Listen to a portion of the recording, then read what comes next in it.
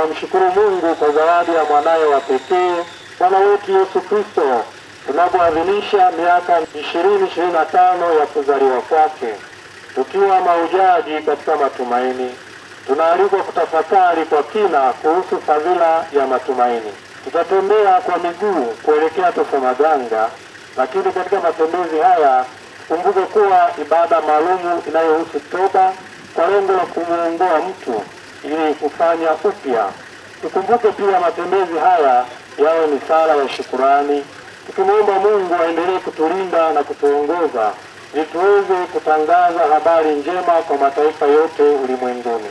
Injili izae matunda kwa kumwandalia Mungu wanadamu watakaozaa matunda mema ya Ukristo. Hija lazima iwe safari ya kiroho na tendo la imani. Kwa kuwa safari ya kiroho msingi wake mkubwa ni imani.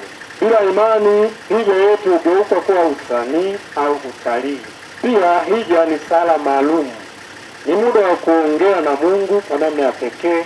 Mahujaji, mimi na wewe leo, tunapaswa kutafakari, kufanya ibada mbalimbali, kumsifu Mungu, kuimba zaburi, tenzi za rohoni, kusali rozari, kutafakari neno la Mungu, maungamo, kuabudu Ekaristi na misa takatifu. Katika safari hii maalumu, hija mara nyingi inaweza kutokea miujiza kwa wale watu wanaokuwa wamejitoa kwa Mungu kwa imani kweli, hata kuponya wagonjwa na kupata rehema. Tunafanya hija kwa sababu hija huleta mshikamano wa waamini na furaha. Hija inaleta uongofu. Hija inatufanya tubadilike kimwili na kiroho. Hija inatufanya tupate rehema kamili. Hija ni muungano na Mwenyezi Mungu. Sote tunaalikwa leo kushiriki katika hija hii ili tuandae kufika mahali patakatifu, yaani kukutana na Mungu.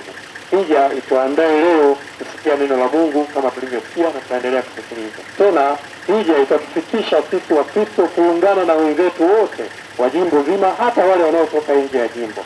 Hija inatufanya sisi tuungane na familia nzima ya binadamu, hata wale wasio wa Katoliki. Wapendwa, katika hija yetu ya leo, tukiwa katika mwaka huu mtakatifu wa Jubilei 2025, tunapotembea na msalaba mtakatifu, bendera yetu ya ushindi, tumtolee Mwenyezi Mungu uchovu wetu, njaa yetu, kiu yetu, vumbi, jasho, tabu na mahangaiko. Tumtolee Mungu familia zetu, tuzikabidhi kwake, jumuiya zetu, maisha yetu, misukosuko yetu, ukiwa wetu, upweke wetu na magumu yote ya maisha ya kila siku, huzuni na furaha zetu. Ili yote hayo yawe sehemu ya kushiriki mateso ya Kristo na mwisho tuweze kufikia uzima wa milele. Kristo mwenyewe anatuambia, mtu yeyote akitaka kunifuata na ajikane mwenyewe, ajitwike msalaba wake na kunifuata. Basi wapendwa, na tushiriki hija hii takatifu, safari yetu ya kiroho, tukiwa na lengo la kumshukuru Mungu,